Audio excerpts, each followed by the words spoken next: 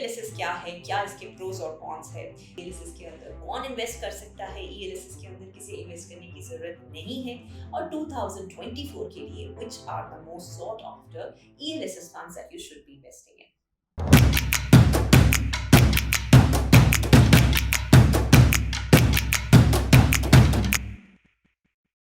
Hello and welcome to yet another School of Thought. This is Shalini Gera, Certified Financial Planner.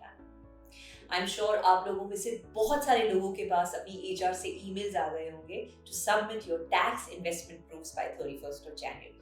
Hand on heart ये बताइए आप लोगों में से कितने लोगों ने साल के beginning में ही यानी कि अप्रैल 23 के beginning में ही अपनी tax investment planning शुरू कर दी थी. I'm sure बहुत ज़्यादा लोग ये नहीं होंगे, but अभी भी बहुत देर नहीं हुई है. It is always advisable to start your tax investment planning in the month of April itself for two reasons.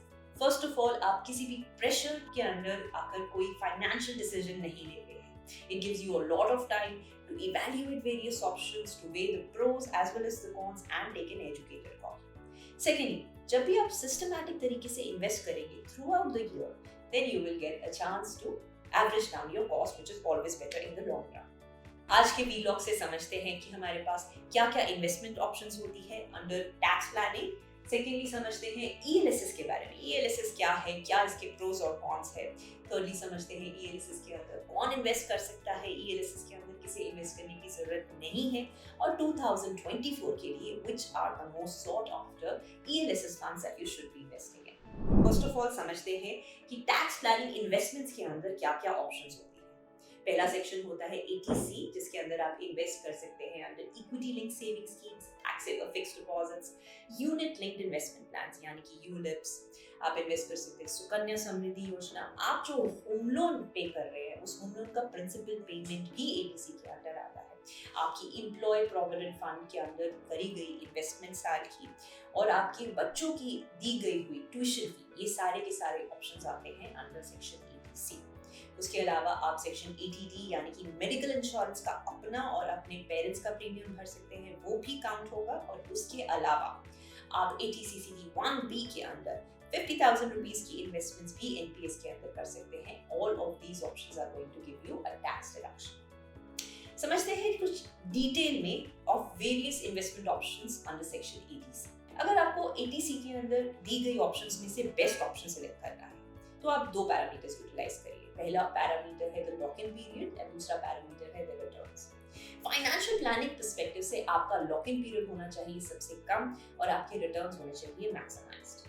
सो इन सारी ऑप्शंस को जब हमने एनालाइज किया तो देखा कि least possible lock in period आ रहा है इक्विटी लिंक सेविंग स्कीम्स में, जो कि है 3 साल का, और मैक्सिमम रिटर्न्स आ रहे हैं. ये रिटर्न्स मैक्सिमम इसलिए है क्योंकि ये फंड्स इक्विटी के अंदर इन्वेस्ट करते हैं, स्टॉक मार्केट के अंदर इन्वेस्ट करते हैं. Equity markets will give you the maximum amount of returns over the long term. अब जानते हैं कि कौन से ऐसे लोग हैं जो कि ELSS के अंदर इन्वेस्ट कर सकते हैं. अगर आप एक सैलरीड इन्वेस्टर है, रिटायर्ड इन्वेस्टर है, बिजनेसमैन है और आपको टैक्स पेमेंट करने की रिक्वायरमेंट होती है तो आप ELSS के अंदर साल का 1.5 लाख रुपीस इन्वेस्ट कर सकते हैं and you will be getting deduction of 1.5 lakh rupees on your income. Secondly, अगर आपकी रिस्क एपेटाइट अलाउ करती है इक्विटी में इन्वेस्टमेंट करने के लिए तो भी आप ELSS के अंदर इन्वेस्ट कर सकते हैं. अब समझते हैं ऐसे कौन से इन्वेस्टर्स हैं जिन्हें कि ELSS में बिल्कुल इन्वेस्ट करने की जरूरत नहीं है. अगर आप साल में ऑलरेडी 1.5 लाख रुपीस पे कर रहे हैं अपनी एम्प्लॉय प्रोविडेंट फंड के अंदर या फिर अपनी बच्चों की स्कूल एजुकेशन फी के लिए ट्यूशन फी कंपोनेंट ओनली या फिर होम लोन के प्रिंसिपल पेमेंट के लिए, तो आपको ELSS या फिर ATC के किसी भी एडिशनल ऑप्शन में इन्वेस्ट करने की जरूरत नहीं. अगर आपका रिस्क एपेटाइट नहीं अलाउ करता है शॉर्ट टर्म वोलेटिलिटी अब्सॉर्ब करना, then also ELSS is not a recommended option for you. अगला समझते हैं about the most anticipated question of this vlog, which ELSS funds are recommended for 2024. उसमें जाने से पहले ये समझते हैं कि हमने इन फंड्स को शॉर्टलिस्ट किस तरीके से किया. फंड्स को शॉर्टलिस्ट किया गया है basis the fund manager experience, basis alpha, basis beta, basis standard deviation and finally basis the returns. Alpha होता है बेंचमार्क से ऊपर का दिया गया रिटर्न. अगर आपका बेंचमार्क यानी कि निफ्टी 500 15% का रिटर्न 3 साल के अंदर दे रहा है, 5 साल के अंदर दे रहा है, तो ELSS फंड का रिटर्न इस बेंचमार्क के रिटर्न से ऊपर होना चाहिए, यानी कि उसे एक अल्फा प्रोवाइड करना चाहिए. दूसरा पैरामीटर है बीटा. बीटा डिसाइड करता है वोलेटिलिटी, फंड कितना वोलेटाइल है, हमें चाहिए वोलेटिलिटी लीस्ट होनी चाहिए। तीसरा फैक्टर है स्टैंडर्ड डिविएशन। स्टैंडर्ड डिविएशन मतलब फंड के रिटर्न्स मीडियन रिटर्न से कितना डिविएट कर रहे हैं पॉजिटिव और नेगेटिव डायरेक्शन के अंदर।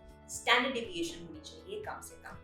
Fourth parameter is Sharpe ratio. Sharpe ratio depend करता है risk adjusted return. Risk adjusted return होना चाहिए ज्यादा से ज्यादा। एंड फाइनली हम जो पैरामीटर यूटिलाइज करते हैं वो है फंड मैनेजर का experience. Fund manager should have a good experience, understanding of the equity markets, should have an experience in seeing various economic cycles in managing to safeguard the investors' returns as well as to give them superior return experience. So इन सारे के सारे parameters के basis पे जिन funds को हमने shortlist किया वो है one tax plan as well as Parag Bharat tax saver fund. So this was our school of thought on equity linked saving schemes. I hope and I do believe that this added value to your financial planning process. Please do let us know on what other topics you would want us to talk about. If you like this channel, please do subscribe to it. It does mean a lot.